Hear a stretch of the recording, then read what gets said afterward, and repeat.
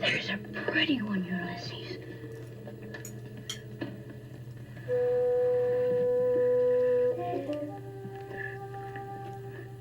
There it is. Hello, BookTube. I'm Sean the Book Maniac. Welcome back to my channel. Here I am with another tag. This is the DNF tag. I say bail. These people say DNF. I will probably end up saying bail a lot, but it's the same meaning, right? So the original tag is by Gunpowder Fiction and Plot. I will put a link in the show notes to their original tag, and I was tagged by probably anybody who knows me that has done this tag, because I am Sean the Book Maniac, the Empress of Bailing. I am the bailer extraordinaire of BookTube, and I am proud of that title. I used to be the Queen of Bailing, and I promoted myself to Empress because I just have a knack for it. So, I have said all these things in various Friday reads, or I've talked about bailing until I was blue in the face, or red in the face. That's the wine. But this is a great tag, so I'm going to repeat what I've said and hopefully add something to it. But if you've already seen me rant and rave about bailing, you can bail on this video. Number 1, do you DNF? Do I DNF? Number 2, if you DNF a book, does it count towards books read for the month? No. However, if I've read at least 40% and I have a really strong negative reaction, I have no compunction about giving a star rating on Goodreads. I don't do it as often as I used to, but I do feel entitled to give a star rating to a book that I hated so much and I gave that much of a try to on Goodreads. But no, I don't think it should count. 3, is there a difference between DNFing and just putting it down for a bit? Well, I am a dramatic bailer. If you've seen my channel, I don't need to explain to you. But if you've never seen my channel, yes, it's a very dramatic thing. And just putting it down for a bit, I don't ever do that. What I have started doing maybe this year is I do have a separate folder on Goodreads for on-hold books. Books that I do want to finish, but it's just not the right time, and I want to come back to eventually. It's a very short list. I will show you one that's been in that on-hold folder for more than a year. So I think it was this novel that made me create the folder a year or two ago, and that is this Polish novel from the late 19th century, The Doll by Bolesław Prus, translated from the Polish by David Welsh. I love this novel so much, and it's also very dense and really difficult to follow, and I just decided after I had been reading it very slowly, I think I got about 30% of the way through it, and there was too much going on, either personally or literarily in my reading life, and I just said, you know what, I'm going to come back to this. So that's on there, and there's maybe 4 or 5 other books that it's not that I just put them down briefly, but that I fully intend to come back, and this one is number 1 on that list. What popular book have you DNF'd? What popular book haven't I bailed on is the question. I don't like popular books. Popular books suck. So, I don't know what popular means. Like, I mean, if you're talking about genre fiction, that's all crap. But in terms of popular literary, just this week bailed on The Offing by Benjamin Myers, the worst prose I have tried to read in centuries. And Rachel Cusk's Outline, just pretentious. If it's popular, it's not a Sean book. That is basically the truth, and so I have either bailed on it, or done an extremely ranty review, or wish I had bailed. What book do you wish you had DNF'd? So many, but let's just go with this. A Ladder to the Sky by John Boyne. John Boyne accidentally wrote one really fantastic book, The Heart's Invisible Furies. Everything else he's written is complete crap, and I did this as a buddy read last year after it won the BookTube prize with Greg. They're supposedly fun, and we both hated it. It's just stupid, irritating, and subpar. I wish that I hadn't bothered. And there are many like that. Basically, none of these questions are going to prompt me to kind of give my philosophy of bailing, so let me just do that now. My philosophy of bailing, I can't say it better than Doris Lessing. So here is my philosophy of bailing. A quote from Doris Lessing. There is only one way to read, which is to browse in libraries and bookshops, picking up books that attract you, reading only those, dropping them when they bore you, skipping the parts that drag, and never, never reading anything because you feel you ought. I don't skip parts in books that drag. I do skim if I'm hate reading something. That doesn't happen very often. But I am a bailer because I think life is too short to read bad books. I have many analogies. One of them is if I bring a pizza home and it tastes like cardboard, first I'll double check to make sure that I'm not eating cardboard, but I will not finish the pizza because I paid good money for it. I will try to get my money back or something, but I will not finish the pizza because of the principle that I must finish the pizza.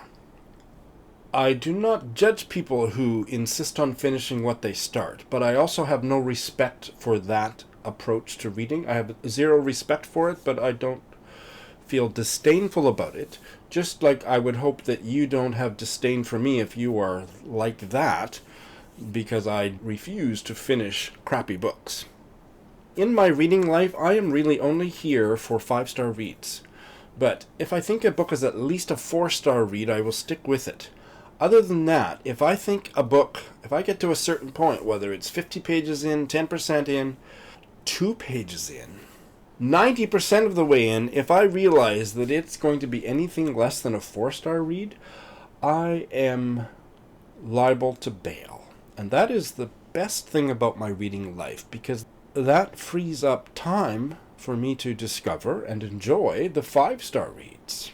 I do not think that I need to spend my valuable reading time reading crap when I could toss it aside and the next book might be a 4 or a 5-star read. Why would I plod along hate reading when I can just throw the book across the room and sink into something that's good? I don't understand why people do it, but lots of people do it. They are living on another planet to me in terms of reading, and it's totally fine. But I am a proud bailer, and I recommend bailing heartily to you all. Now, the downside is that it's expensive, but I don't care. I allot a certain portion of my disposable income to reading, and when I bail on a book that I paid full price for or whatever, that's just the cost of doing business, as they say. I don't care. That's a very middle class, privileged thing to be able to say, I realize, but I also don't care that it is. I belong to Scribd, and so Scribd, because I'm paying $10 a month, and I can bail to my heart's content there because I'm not out at anything, and I get to try things. So, let's continue with the prompts. 6. Do you ever attempt to read a DNF? In other words, do you ever attempt to try a DNF again? Has this ever been successful for you? No, and I think that's the next step for me as the Empress of Bailing, is to get into the habit at least once or twice a year, maybe more often, to pick up a book that I have previously bailed on and try it again. I think that would make me even wiser, more profound, more articulate, more all-knowing when it comes to bailing. I don't do it, I have never done it, and I have probably said before over the last couple years that I was going to start doing it. I haven't. I would like to. Speaking of bailing, I just have to say, one of the favorite videos that I've ever seen anybody else do on BookTube, because I'm so egotistical, it's a video that somebody made about me. Mark Nash did a reaction video about a year, 2 years ago, a year and a half ago, to all of my bails, because I organize my bails on Goodreads. I have a separate folder for them, and he went through them and commenting on my... I do write a wicked bail review on Goodreads. I don't review anything else. I have gotten out of the habit, don't have time to write full reviews for books on Goodreads. I used to. Now, if I'm going to review a book that I liked, it's on BookTube. But I still do 1 paragraph or 1 sentence bail reviews every time, because it helps me vent my spleen. Is that the right expression? And Mark Nash did a reaction video where he commented on all of my bails for the previous 3 or 4 years. It's one of the favorite videos I've ever watched on BookTube. I'll put a link in the show notes. Mark, you gotta update that one. Number 7, what do you do with books you DNF? Almost always, I get rid of them and take them to the used bookstore or offer them to somebody else, to mail it to somebody or give it away. Yeah, I don't want to keep them in my house. Occasionally, if I have such a rage-filled reaction to the book, I will keep it to use in subsequent tag videos so I have the book and can hold it up. I kept The Court Dancer for about more than a year because of that. What a horrible book that was. I think I got to the 3rd chapter. Oh my god. But finally I got rid of it. Books that I do finish and hate, there's a few of them that I keep for that reason. But bails, mostly out of the house. Get them out of my sight. 8 is a really interesting question. Do you choose more or less risky titles because of your stance on DNFing? I choose to try anything once because I know that I can bail at the drop of a hat. So yes, that is one of the reasons that bailing is so important to me, because if I'm not locked in, I will try anything. I mean, I know to avoid all genre fiction. I know that there's a lot of just basic genre fiction. I'm not interested in it, but I will try anything in translation. I will try any literary fiction because I know that I can get the hell out of there if I don't like it. Whereas if I refuse to bail, I don't think I would be as adventuresome in my choices. One of the reasons that I bail so much is because I like to go into a book blind, so I don't read the synopsis. I also have an ability to watch 1 or 2, 3 reviews on a book and then repress what I've heard, completely forget about it. If I watch too many reviews of a book or read too many reviews of a book that is overly hyped, then I don't want to read the book for a year or more. But if I've heard just a little bit about it, I have this uncanny skill of just kind of deleting it from my memory banks, and by the time I get around to reading the book a few weeks or a few months later, I'm starting fresh.